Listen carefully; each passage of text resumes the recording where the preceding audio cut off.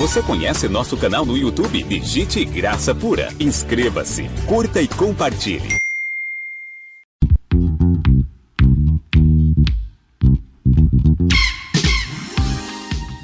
Então vamos à mensagem de hoje. Abençoados, há uma passagem que Cristo nos mostra que há um caminho a seguir em graça. E de repente você pode me perguntar, mas André, que caminho é esse? Crescer na graça e no conhecimento. Porque Jesus de Nazaré cresceu também na graça e conhecimento, mesmo na época da lei. Pois ele já vinha desde lá rompendo com alguns conceitos da lei. E Jesus de Nazaré cresceu, pois quando ele descobriu o seu propósito, disse que seja feita a sua vontade, mas se possível, passa de mim esse cálice. Ali ele viu aquilo que ele esperava.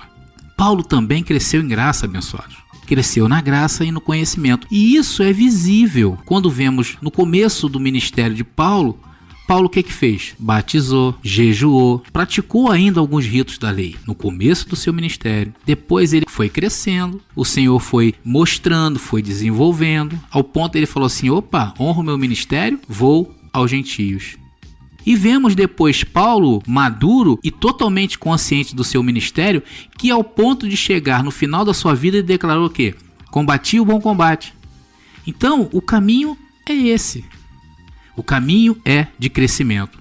E para que esse crescimento seja saudável e equilibrado, precisamos estar atentos a algumas coisas que podem nos desviar desse conceito.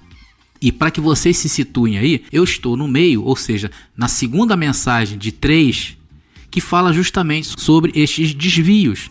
E antes de entrar nessa mensagem, eu quero passar para vocês que a primeira parte dessa mensagem está lá no nosso aplicativo da Rádio Graça Pura. Está em hoje mesmo e também lá no aplicativo da nossa rede social. E para que vocês entendam melhor, na primeira parte falamos que há sistemas e pessoas que podem nos desviar e causar estas consequências, causar erros doutrinários, por exemplo, na nossa vida, impedindo assim nosso crescimento em graça e afetando o nosso dia a dia. Por essa razão, é importantíssimo você ouvir a primeira parte. Se você não tem os nossos aplicativos, instale hoje mesmo. Eu falei de pessoas influentes em nossas vidas, que nós devemos ter atenção, como familiares. Não estou dizendo, abençoados, que você deve sair por aí batendo na porta da sua casa e ir embora, não é isso. Temos que ter atenção a pessoas que exerçam algum cargo de liderança, pois podem influenciar em nossas vidas,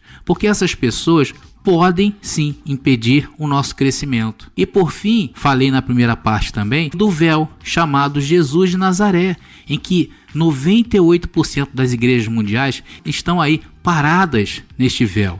Expliquei na palavra que Jesus de Nazaré, quando andou entre nós, vivia no tempo da lei e não podia, por exemplo, falar da destruição do pecado, da destruição do diabo, da salvação eterna, do fim da lei.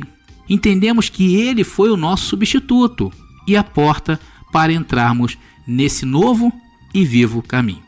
E agora vou tratar de um assunto também muito delicado. E este assunto, se não tratado à luz do Evangelho, pode nos confundir e causar transtornos e nos trazer também os desvios.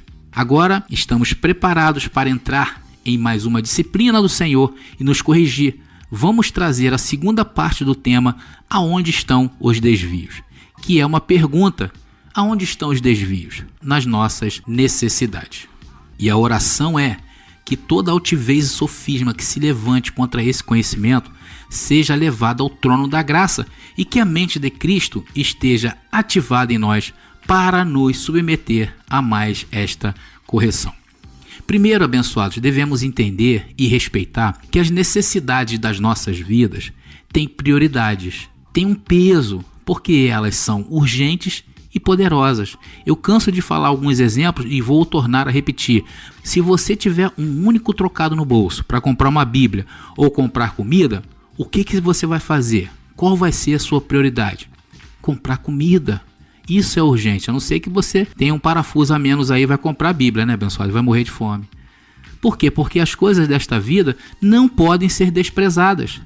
Daí, darmos atenção a estas situações que são as nossas necessidades. Basta um desequilíbrio qualquer nesta área que comprometerá a nossa qualidade de vida material e, consequentemente, irá afetar a nossa vida espiritual.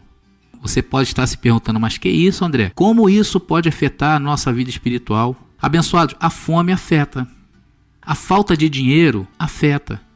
Se você não tiver dinheiro, como é que você vai pagar a conta de internet para ouvir as mensagens da graça pura, por exemplo, e para poder continuar crescendo? Como você vai comprar aquela Bíblia que vai te ajudar espiritualmente se te falta dinheiro? Então, não podemos negar que estas coisas, as necessidades desta vida, pode sim atrapalhar o nosso crescimento espiritual. Vamos ver uma dessas passagens em que Jesus de Nazaré, lá naquele tempo do véu, parecia que sabia que isso poderia ser um problema para nós. Então ele nos mostra em Lucas capítulo 12, versículo 22, que diz: E disse Jesus aos seus discípulos: Portanto vos digo, não estejais apreensivos pela sua vida, sobre o que comereis, nem pelo corpo, sobre o que vestireis. Veja, abençoados, nesta passagem, Jesus estava concluindo um raciocínio. Portanto, quando você usa a expressão portanto, é que você chega a uma conclusão de um raciocínio anterior. Então ele fala, portanto vos digo. E o contexto a este que Jesus está falando, da ganância desenfreada. Lá no começo do capítulo 12, você vai ver Jesus falando sobre essa ganância desenfreada, de acumular bens e riquezas neste mundo, que é justamente o contrário disto que estou falando. Não devemos ser gananciosos, não devemos ser ambiciosos ao ponto de fazer algo que contraria as coisas positivas desta vida. Estão me entendendo? Porém, devemos também entender que a total falta da ambição levará todo ser humano a um outro desastre. Creio que certamente Jesus está falando ao bom senso e equilíbrio.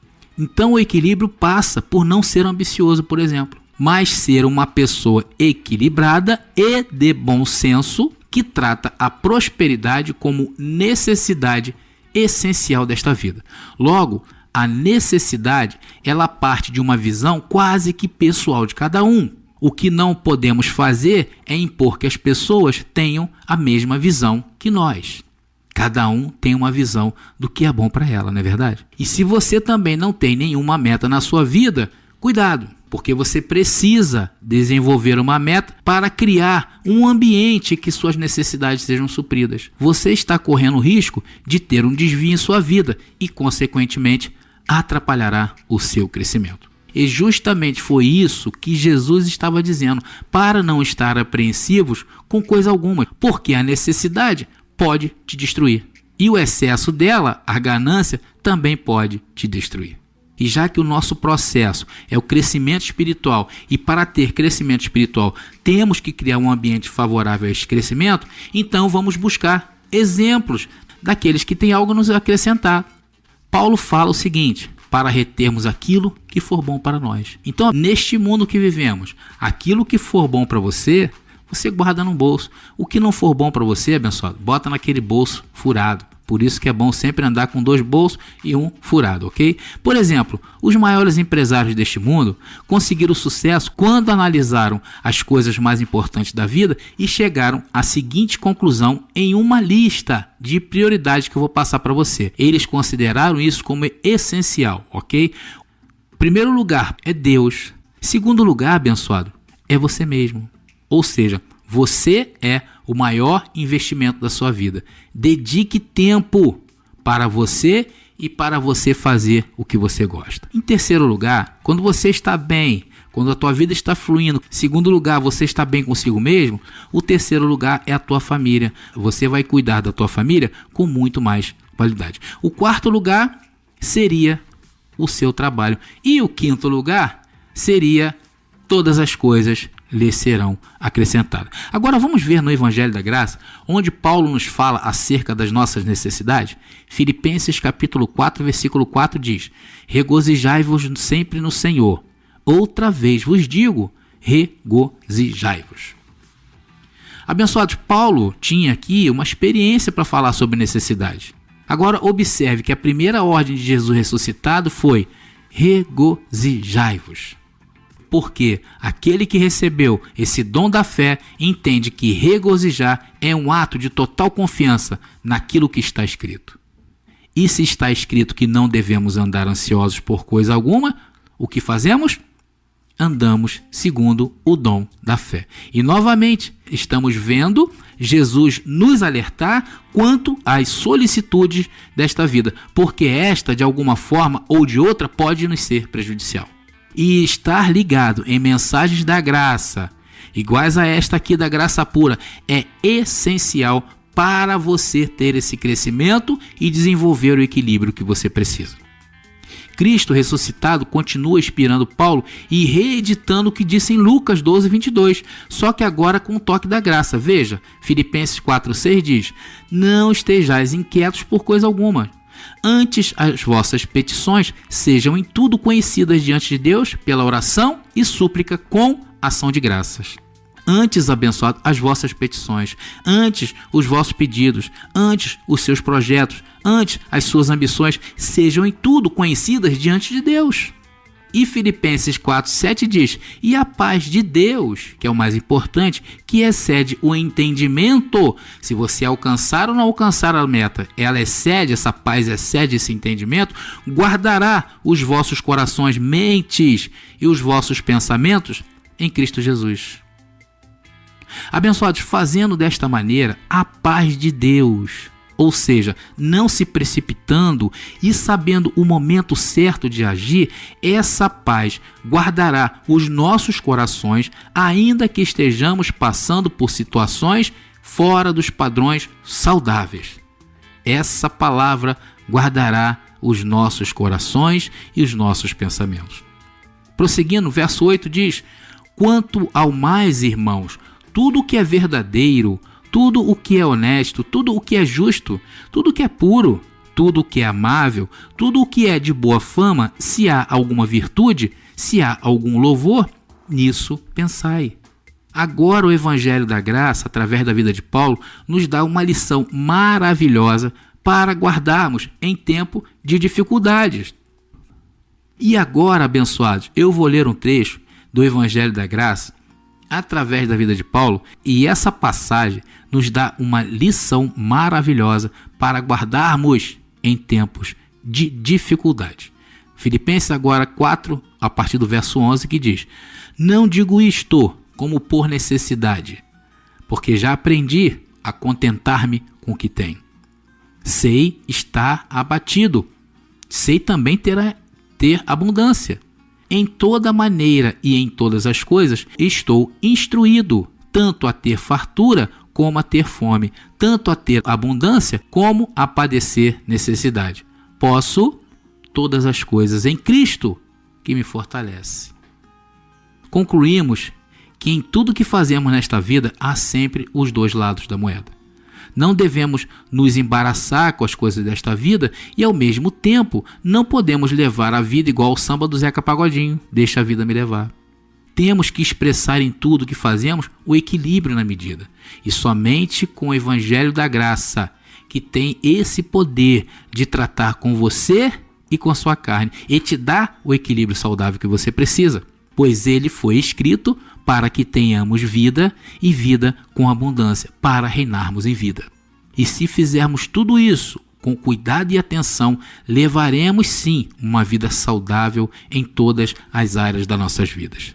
Então, vimos até agora nesta mensagem que há coisas que podem atrapalhar o nosso crescimento em graça e afetar diretamente o nosso reinar em vida, que são a primeira parte que eu falei, de pessoas do sistema deste mundo que podem atrapalhar esse crescimento. Jesus Nazaré, aquele que está seguindo hoje Jesus Nazaré, pode causar desvios. Está lá na nossa rádio e também na nossa rede social disponível para todos baixarem e ouvirem a primeira parte. A segunda parte que eu falei agora, aprendemos que as necessidades desta vida também podem gerar impedimento do nosso crescer em graça. E vamos ver a terceira parte, que estará disponível em breve na nossa rádio e lá na nossa rede social. Eu vou falar sobre um outro desvio tremendo que é causado justamente pela palavra da graça.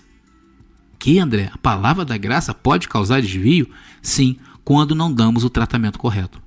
Tem muita gente interpretando a palavra do Evangelho que estão causando desvios, muita gente misturando graça com lei, e devemos estar atentos. E nesta mensagem estarei dando a vocês armas para usarem no momento oportuno, para se defenderem dos ataques daqueles que usarão a própria palavra da graça para turbar os abençoados. E chegamos ao final dessa mensagem, porque esta é a graça, a única fonte de alegria, gozo e paz no Espírito Santo, e o nosso andar nesta vida, a partir de hoje, trataremos para não perder a qualidade e afetar diretamente o nosso crescimento espiritual. E o apostolado será como um farol para não batermos nos rochedos desta vida e encalhar a nossa embarcação. Descontamine-se. Graça pura.